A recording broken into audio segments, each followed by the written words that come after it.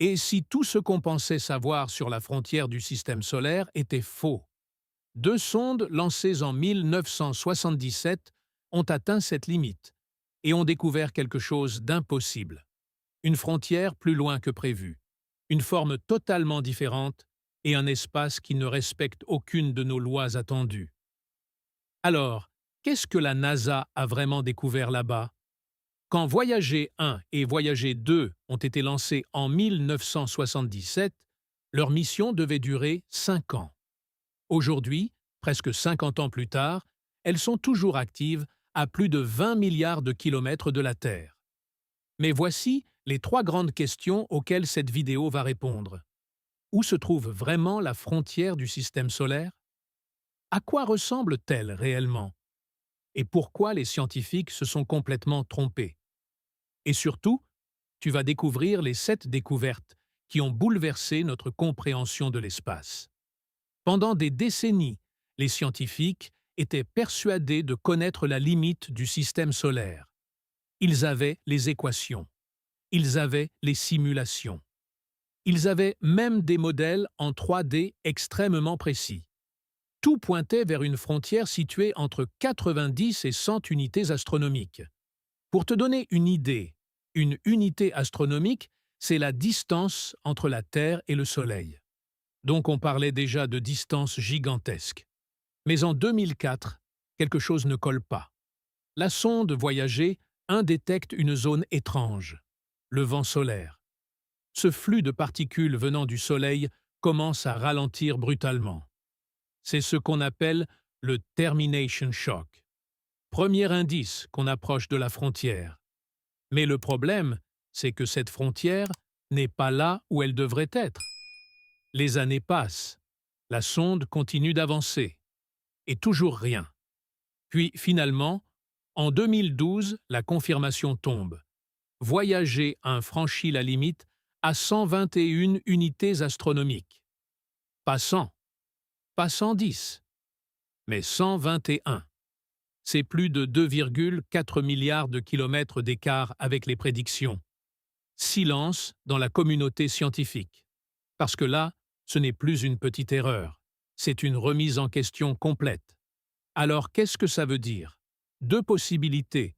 Soit le Soleil est plus puissant qu'on le pensait, soit l'espace interstellaire est moins dense que prévu. Ou pire, les deux à la fois. Cette découverte change tout. Elle signifie que notre système solaire est beaucoup plus grand que prévu. Et donc, la protection contre les rayons cosmiques est aussi plus importante qu'on ne l'imaginait. Mais attends, le plus déroutant n'est pas la distance. C'est que cette frontière ne tient même pas en place. On a toujours imaginé le système solaire comme une bulle, une sorte de cocon invisible autour du Soleil. Stable, régulier, prévisible. Une frontière nette, comme la surface d'un ballon. Mais ce que Voyager 1 et Voyager 2 ont découvert, c'est tout l'inverse. Quand Voyager 2 approche de cette frontière en 2007, les scientifiques s'attendent à une confirmation simple. Même distance que Voyager 1, même structure et même comportement.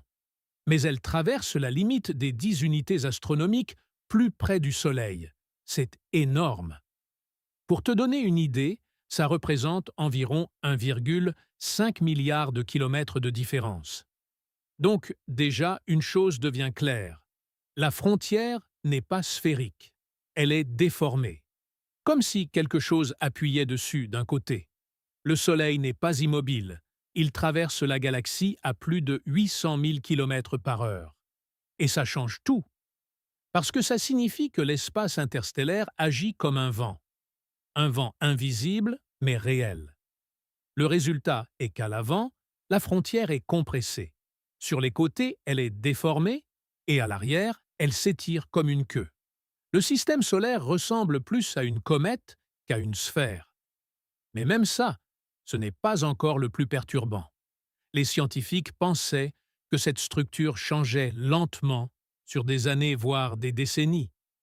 Mais Voyager va montrer quelque chose d'inattendu, quelque chose de vivant. La frontière bouge en permanence, et pas un peu, parfois de plusieurs millions de kilomètres, à cause du Soleil. Quand le Soleil produit une éruption massive, ce qu'on appelle une éjection de masse coronale, il envoie une vague de particules dans toutes les directions. Cette vague met des mois, voire des années, à atteindre la frontière. Mais quand elle arrive, elle pousse la limite vers l'extérieur. Puis, quand l'effet disparaît, la frontière revient vers l'intérieur. C'est exactement comme une respiration. Et là, on arrive à un moment presque surréaliste. Voyager 1 est positionné près de la frontière. Elle avance lentement, très lentement. Mais ses instruments détectent quelque chose de bizarre. Elle franchit la limite. Puis, quelques semaines plus tard, elle est de nouveau à l'intérieur. Elle ressort, puis elle rentre encore. Et ça sans pratiquement bouger. C'est la frontière qui se déplace autour d'elle. Imagine ça. Tu es immobile, et la frontière d'un pays passe sur toi, puis recule, puis revient. C'est exactement ce que Voyager a vécu. À ce moment-là, tout ce que les scientifiques pensaient savoir s'effondre. Parce que leur modèle supposait une frontière stable, une transition nette et un passage unique. Mais la réalité est une zone instable, une frontière floue et un système en mouvement constant. Il n'existe pas de fin claire du système solaire, pas de ligne, pas de limite précise, juste une zone dynamique, influencée en permanence par l'activité du Soleil, la pression de l'espace interstellaire et même le mouvement de notre étoile dans la galaxie. Et ça change profondément notre compréhension. Parce que ça veut dire que, même à des milliards de kilomètres, le Soleil reste actif, influent et imprévisible. Mais ce que Voyager va découvrir juste après dans cette zone instable va encore plus loin. Parce que ce n'est pas juste une frontière qui bouge, c'est une frontière qui connecte deux mondes entre eux. Juste avant de quitter le système solaire, Voyager 1 entre dans une zone que personne n'avait prévue. Pas dans les modèles, pas dans les simulations, pas dans les théories. Une zone qui ne devrait pas exister. Au début, rien de spectaculaire. Les instruments enregistrent simplement des variations. Mais très vite, quelque chose devient étrange. Les particules changent de comportement. Normalement, les particules du Soleil vont vers l'extérieur et les particules galactiques viennent de l'extérieur. Deux flux opposés, bien séparés. Mais ici, les deux se mélangent. Et surtout, elles circulent dans les deux sens en même temps. Comme si une frontière avait disparu. Les scientifiques analysent les données, encore et encore. Ils vérifient les instruments. Est-ce une erreur? Non, car les données sont cohérentes. Et ce qu'elles montrent est troublant. Les particules solaires diminuent fortement. Les rayons cosmiques augmentent, mais la transition n'est pas nette. C'est une zone hybride. Ni complètement dans le système solaire, ni complètement en dehors. Puis, une hypothèse émerge. Une idée presque impossible. Et si les champs magnétiques étaient connectés? Le Soleil possède son propre champ magnétique. La galaxie aussi. Normalement, ces deux systèmes sont séparés. Mais ici, ils semblent se rejoindre. Comme deux réseaux électriques qu'on branche ensemble.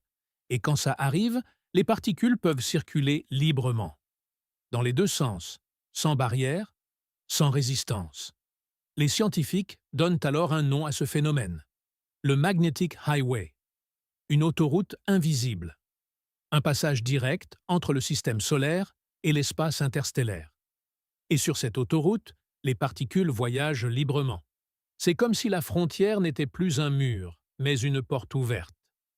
Pendant environ 2 mois, Voyager reste dans cette zone. Et ce qu'elle observe est fascinant. Une augmentation progressive des rayons cosmiques, une disparition lente des particules solaires et un flux constant dans les deux directions. Comme si elle était suspendue entre deux mondes. Puis arrive le moment décisif. Le 25 août 2012, tout change. Brutalement. Les particules du Soleil chutent presque à zéro. Les rayons cosmiques atteignent un niveau record. Cette fois, il n'y a plus de doute. Voyager a franchi la frontière. Elle est entrée dans l'espace interstellaire. Mais il reste un problème. Un énorme problème. le champ magnétique ne change pas, ou presque pas. Alors que tous les modèles prédisaient une rotation claire, une rupture nette. Le champ reste aligné, même direction, même structure. Après des mois de débats, les scientifiques arrivent à une conclusion surprenante, c'est une coïncidence. Le champ magnétique de la galaxie, à cet endroit précis, est presque aligné avec celui du Soleil, ce qui donne l'impression qu'il n'y a pas de transition, alors qu'en réalité, voyager a bien changé de monde. La frontière du système solaire n'est pas une barrière, ce n'est pas un mur, ce n'est pas une ligne, c'est un réseau, un système de connexions invisibles, complexe, imprévisible, et totalement différent de ce qu'on imaginait. Et cette découverte change tout, parce que ça veut dire que l'espace n'est pas compartimenté, il est connecté. Les particules voyagent, les champs interagissent, les frontières deviennent floues. Et pourtant, malgré cette découverte déjà incroyable, ce que voyager va mesurer juste après va encore remettre en question notre compréhension de l'univers. Parce que même l'espace interstellaire lui-même ne ressemble pas à ce qu'on pensait. Aujourd'hui, Voyager 1 et Voyager 2 continuent leur voyage. Silencieusement, à des milliards de kilomètres de nous. Elles avancent dans un espace que personne n'avait jamais exploré. Un espace que même nos meilleurs modèles n'avaient pas réussi à prévoir correctement. Et bientôt, elles vont s'éteindre. Pas à cause d'un crash, pas à cause d'un obstacle, mais simplement parce que leur énergie va disparaître. Lentement. Leurs instruments vont s'arrêter un par un, leurs signaux vont devenir de plus en plus faibles jusqu'au moment où il n'y aura plus rien. Plus aucun message, plus aucune donnée, juste deux machines humaines perdues dans l'immensité. Mais leur voyage, lui, ne s'arrêtera jamais. Elles continueront à dériver pendant des dizaines de milliers d'années, puis des millions, puis peut-être des milliards. Elles passeront à proximité d'étoiles sans jamais vraiment les atteindre.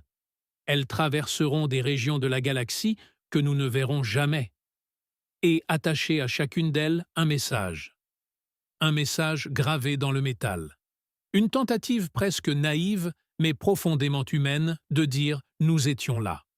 Ce message, c'est le Golden Record, un disque contenant des sons, des images, de la musique et des langues humaines, imaginé notamment par Carl Sagan. Un message destiné à personne en particulier, parce que, soyons honnêtes, les chances qu'il soit trouvé sont quasiment nulles. L'espace est trop vaste, les distances sont trop grandes. Mais ce n'est pas ça le plus important. Le plus important, c'est ce que ces sondes nous ont appris. Elles ont quitté notre planète, notre système solaire, et elles nous ont montré que même à notre échelle, nous ne comprenons pas encore complètement notre propre environnement cosmique. On pensait savoir où était la frontière. On s'est trompé. On pensait comprendre sa forme. On s'est trompé. On pensait que la transition serait simple. Elle ne l'est pas. Tout ce qu'on croyait maîtriser s'est révélé plus complexe. Et ça, c'est peut-être la leçon la plus importante. Parce que ça veut dire que l'univers est encore plein de surprises, même juste autour de nous. Alors imagine ce qui nous attend encore plus loin. Peut-être que quelque part, à des années-lumière d'ici, quelqu'un regarde le ciel et se pose exactement la même question. Et pendant ce temps, deux petites sondes humaines continuent leur voyage.